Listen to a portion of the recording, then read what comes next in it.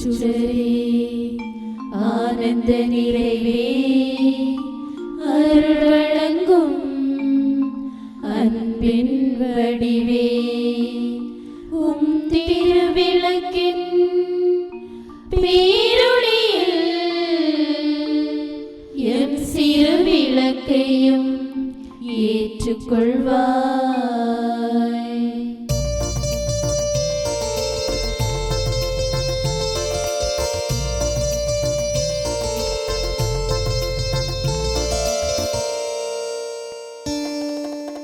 உந்தன சந்நிதி வருகின்றோ அன்பின் நாயகனே தேவா. உந்தன சந்நிதி வருகின்றோ அன்பின் நாயகனே. அன்பிலே நாங்கள் அரசொன்று அமைக்க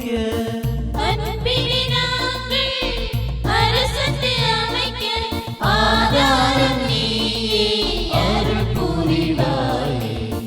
உந்தன் சந்நிதி வருகின்றோ அன்பின் நாயகனே. தந்தை மகன் தூயாவியாரின் பெயராலே ஆமேன். ஆண்டவர் இயேசு கிறிஸ்துவுக்குள் வாழ்கின்ற உயிர்த்த ஆண்டவர் இயேசு கிறிஸ்துவுக்குள் வாழ்கின்ற அருமையான மரியாவிஷன் சகோதரர்களே, சகோதரிகளே, பெற்றோர்களே, பெரியவர்களே, அன்பர்களே, நண்பர்களே அனைவருக்கும் அன்பார்ந்த வாழ்த்துக்களை, வணக்கங்களை கூறி பாஸ்கா காலத்தினுடைய 3வது ஞாயிற்றுக்கிழமை இறைவார்த்தை சிந்தனை ஜெபத்திற்காக என்னுடைய அருமை சகோதரர்கள் உங்கள் அனைவரையும் அன்போடு வரவேற்பதிலே மகிழ்ச்சி அடைகின்றேன். இந்த இறைவார்த்தையானது லூக்கா நற்செய்தியிலிருந்து கொடுக்கப்பட்டிருக்கிறது.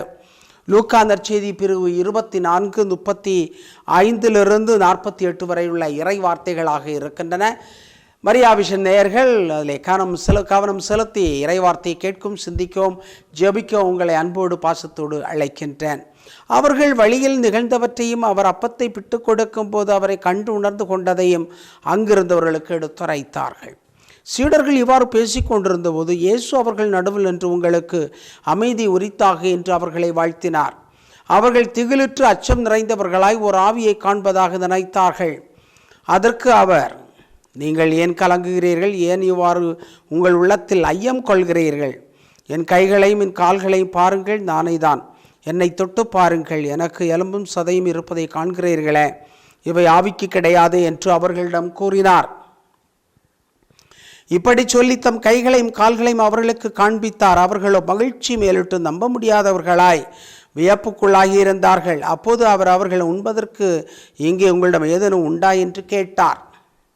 அவர்கள் வேக வைத்த மீன் துண்டு ஒன்றை அவரிடம் கொடுத்தார்கள்.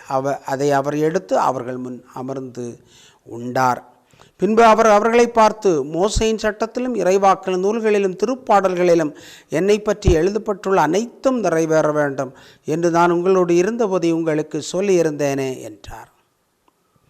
அப்போது மறைநூலை புரிந்து கொள்ளுமாறு அவர்களுடைய மனக்கண்களை திறந்தார்.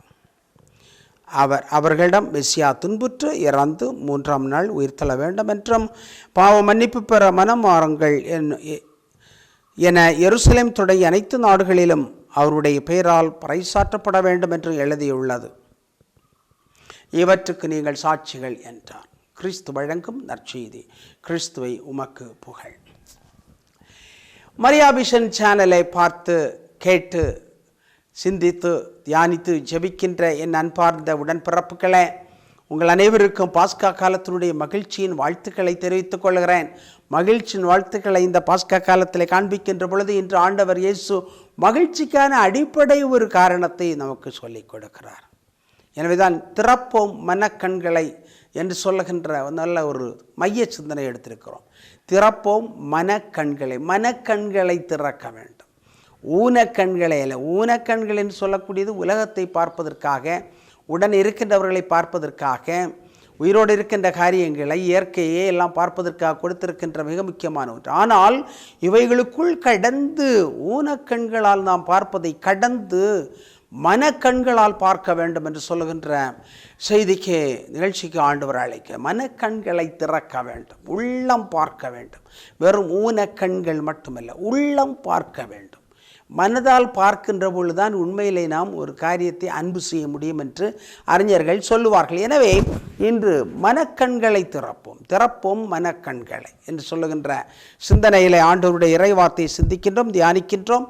மனக்கண்களை திறக்காமல் வரும் ஊனக்கண்கள் என்று சொல்லக்கூடியது வரும் புண்கள் என்று அறிஞர்கள் சொல்லுகிறார்கள், எழுத்தாளர்கள். நம்முடைய இலக்கியத்தில் படிக்கிறோம். வெறும் கண்கள் எல்லாவை 2 புண்கள். காரணம் வேறு எதையும் அது பார்ப்பது இல்லை என்றால், வெறும் பொருட்களை மட்டும், மனிதர்களை மட்டும், மரங்களை மட்டும், செடி கொடிகளை மட்டும் பார்க்கிறது என்றால் வெறும் முகத்தில் இருக்கின்ற புண்கள் என்று வள்ளுவர் சொல்லுகின்றார். எனவே அதை தாண்டி மனக்கண்ணால் பார்க்க வேண்டும்.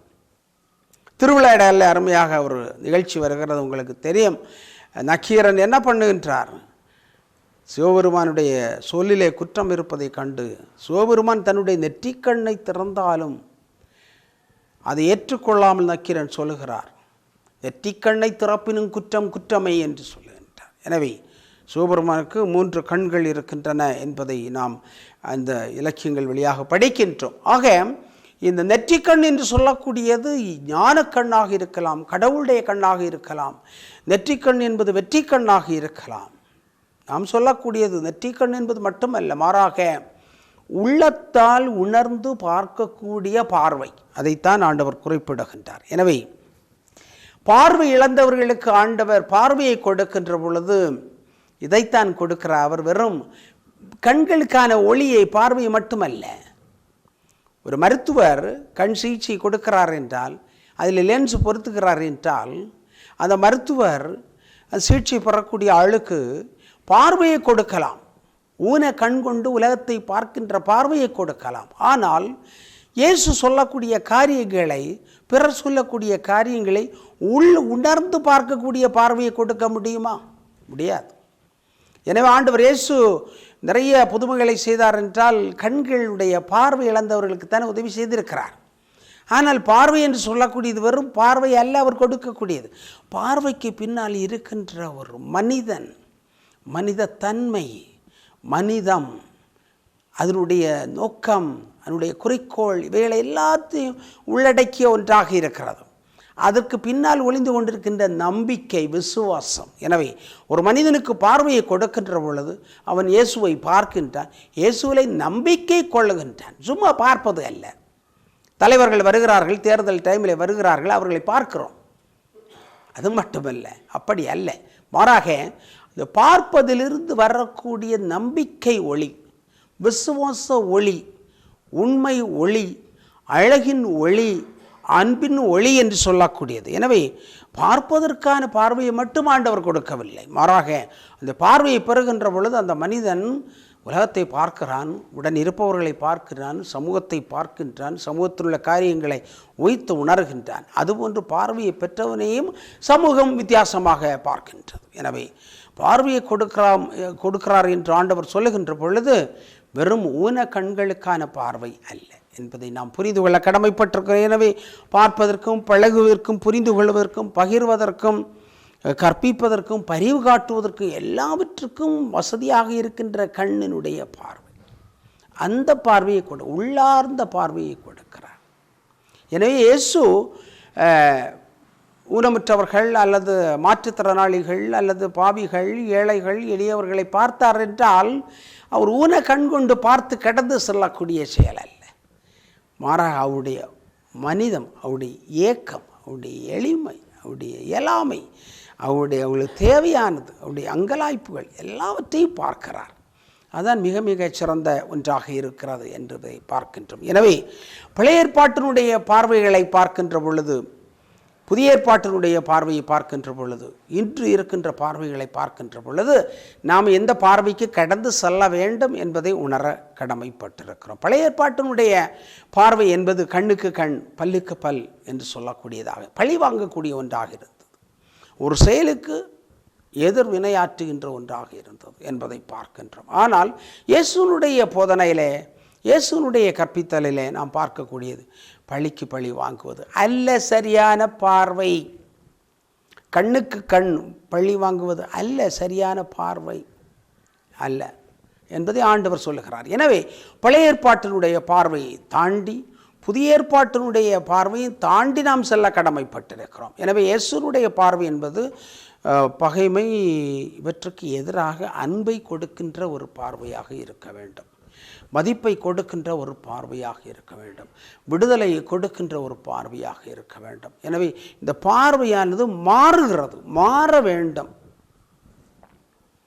எனவே தான் இன்றைய தலைப்பு என்று சொல்லக்கூடியது திறப்போம் மனக்கண்களை என்று சொல்லக்கூடியது. திறப்போம் மனக்கண்களை, வெறும் ஊனக்கண்களை மட்டுமல்ல, மனக்கண்களை திறக்கின்ற பொழுது அங்கே அன்பு, கருணை, பரிவு, இரக்கம், மன்னிப்பு, இந்த எல்லா காரியங்களையும் நாம் பார்க்க முடியும், உணர முடியும், உய்த்து உணர முடியும். அதைத்தான் ஆண்டவர் சொல்லுகின்றார். எனவே அப்பத்தை பிட்கின்ற பொழுது இவர்களுக்கு இயேசு என்றால் யார் என்று சொல்லுகின்ற பார்வை, சரியான ஒரு பார்வை கிடைக்கிறது. அந்த மனிதன், இயேசு என்று சொல்லுகின்ற மனிதனுடைய அந்த பார்வை என்பது அவனுடைய உருவம் என்று சொல்லக்கூடிய, அவருடைய வாழ்வு என்று சொல்லக்கூடியது. அப்பத்தை பிட்கின்ற பொழுது தண்ணியை உடைத்து கொடுக்கின்ற ஒரு மனிதனுடைய வாழ்வை பார்க்கின்ற பொழுது தன்னை முற்றிலுமாக இழக்கின்ற அன்பை கொடுத்திருக்கிறார் என்பதை அந்த சீடர்கள் உணர்ந்திருக்கிறார்கள். அதற்கு மேல் எதையும் கொடுக்க முடியாது என்பதையும் உணர்கின்றார்கள். எனவே தான் சொல்லுகிறார்கள், அந்த மறைநூல் காரியங்களை எல்லாம் சொல்லிக் கொடுத்த பொழுது நம்முடைய உள்ளம் உருகவில்லையா என்று. எனவே ஆண்டவர் இயேசு கிறிஸ்துவுக்குள் வாழ்கின்ற என் அருமையான சகோதரமே, உயிர்த்த ஆண்டவர் இயேசு கிறிஸ்துவை நற்கருணையில பிட்டு கொடுக்கின்ற பொழுது, அருள் அடையாளங்களில் பிட்டு கொடுக்கின்ற பொழுது, நம்முடைய வாழ்க்கையினுடைய நிகழ்ச்சிகளில் பிட்டு கொடுக்கின்ற பொழுது இயேசுவை காண வேண்டும், உயிர்த்த ஆண்டவர் இயேசு கிறிஸ்துவை காண வேண்டும் என்று உங்களை அன்போடு கேட்டுக்கொள்கிறேன். அந்த இயேசுவை பார்க்கின்ற பொழுது நம்முடைய வாழ்க்கையிலே பரிவும், அன்பும், இரக்கமும், மன்னிப்பும், புரிந்து கொள்ளுதலும் எல்லாமே அதிகமாக கிடைக்கும். உங்களுடைய வாழ்வில் இவை கிடைக்க வேண்டும் என்று வாழ்த்துகின்றேன். உங்களுக்காக ஜெபிக்கின்றேன். ஜெபத்திற்கு கடந்து செல்வோம். எங்களை எல்லாம் பாசத்தோடு படைத்து பராமரித்து வருகின்ற எங்கள் நல்ல தந்தையை இறைவா, நாங்கள் அகக்கண்களை திறந்து பார்க்க வேண்டும், அன்பு கண்களை திறந்து பார்க்க வேண்டும், பரிவுக்கான கண்களை திறந்து பார்க்க வேண்டும், பாசத்திற்கான கண்களை திறந்து பார்க்க வேண்டும், இது உலகத்தை பார்க்க வேண்டும் என்று எங்களுக்கு அழைப்பு விடுக்கிறேன். அதற்காக நாங்கள் உமக்கு நன்றி செலுத்துகின்றோம். நாங்கள் அனைவருடைய அன்பின் பிள்ளைகளாக வாழ்வதற்கான, உயிர்த்த ஆண்டவர் இயேசு கிறிஸ்துவை சந்தித்த மக்களாக வாழ்வதற்கான ஆற்றலையும் அவர்களையும் தந்து வழிநடத்த வேண்டுமா எங்கள் ஆண்டவரும் உயிர்த்த ஆண்டவர் இயேசு கிறிஸ்துவனுடைய வழியாக உம்மை பார்த்து வேண்டுகின்றோம். ஆமென். தந்தை, மகன், தூய ஆவியாரின் பெயராலே ஆமென்.